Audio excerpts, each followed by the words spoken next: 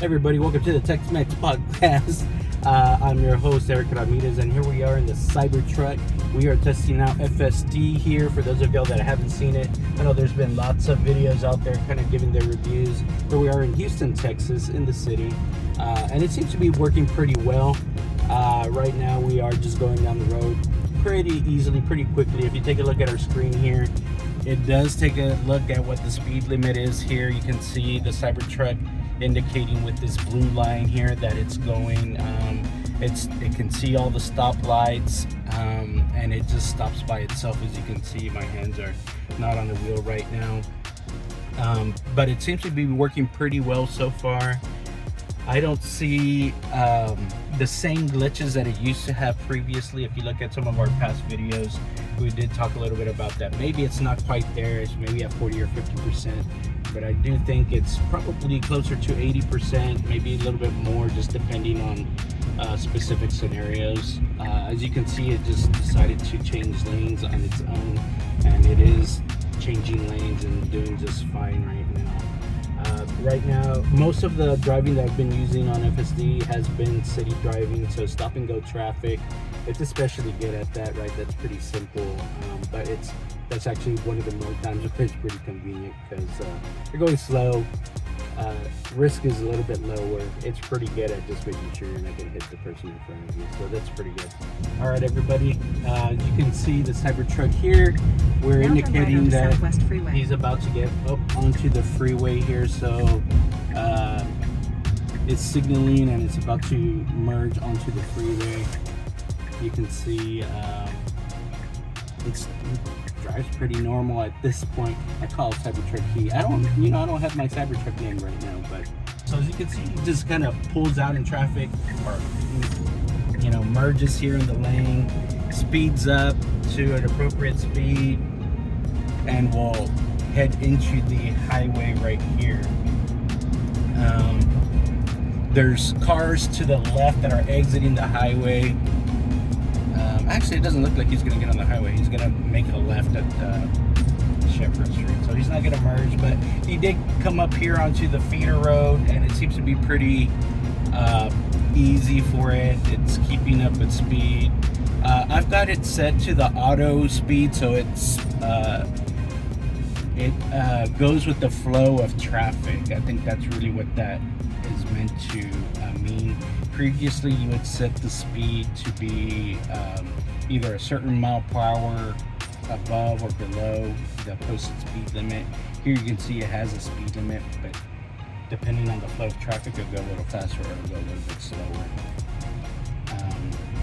So again, here it is on the feeder. It's keeping up with traffic. It sees all the lights really well. I feel pretty comfortable and pretty confident in these scenarios, driving just kind of through the city streets right here. It seems to recognize the signage pretty well. Sometimes I have seen it.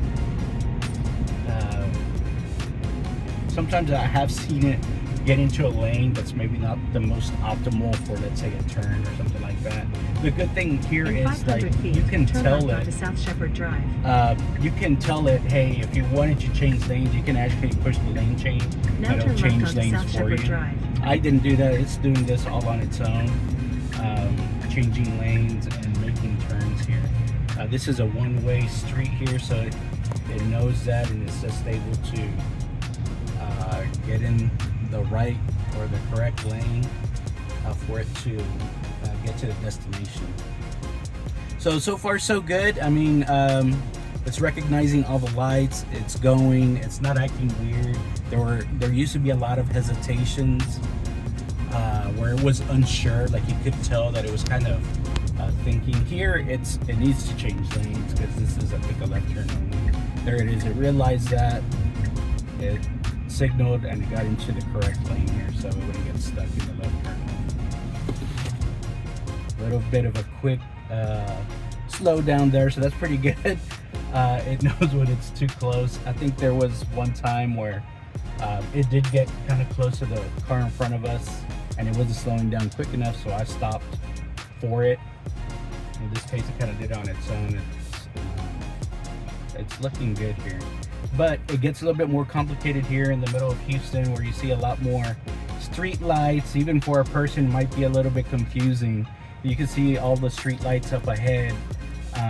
You see lots of no turning, or you have to get in a specific lane to go straight. Some lights are pointed in different directions. There's a lot of this in Houston, so it seems to be handling it okay.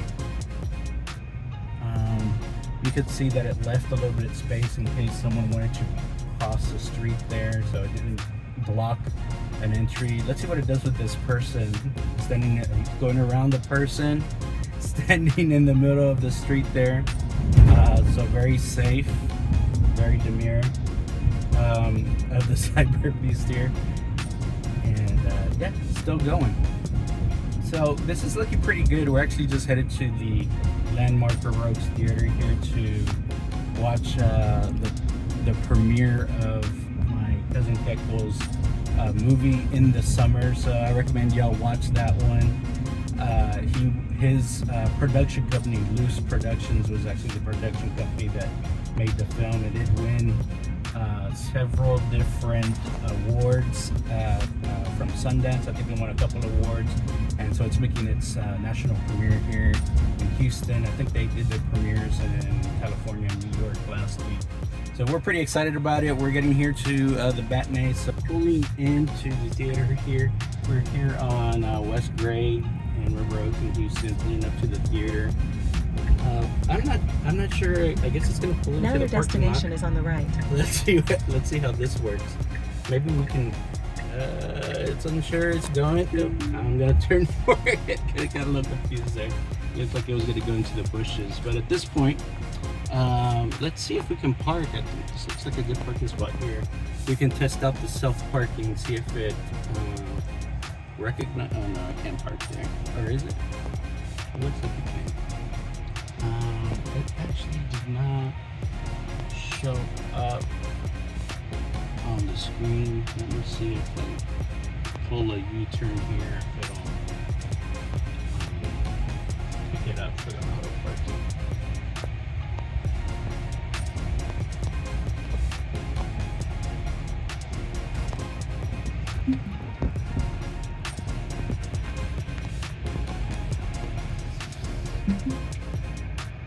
Alright, let's see if it picks up any of these spots.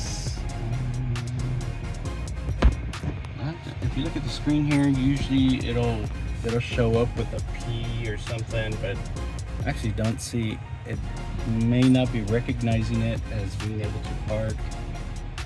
Maybe if it sees cars. Let's see if it recognizes anything here. Maybe it thinks these are too easy. I should be able to park on my own.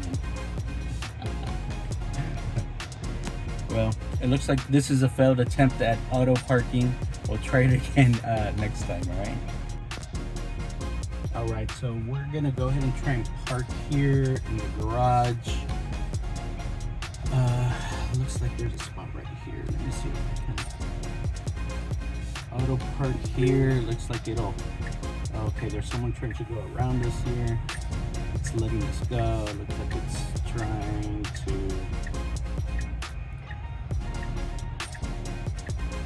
It looks like someone was trying to get that spot. They backed out once they realized what's going on here. They're gonna try to go around us. Hopefully we don't run into them. It barely stopped. Looks like it's doing like a 10-point turn here to try to get into this spot.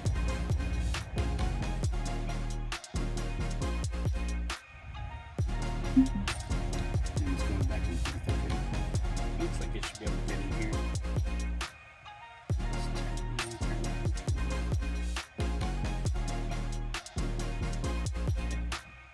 Looks okay. There's a wall here, so. Alright, good. Alright, so it got us into the parking spot. A few things I noticed here. So this spot actually has a pipe in the back behind us. It did seem to leave a good amount of space here. If you look at the camera, you could see here in the back right, it was here in the corner. It did stop. I didn't have to stop it. It stopped on its own. If you look at this is the side here where I have to get out. It did leave a good amount of space there. I can squeeze out of there. And on the right side, you could see, you know, it's well within the lines here. It is still kind of a tight spot, but it looked like it did okay.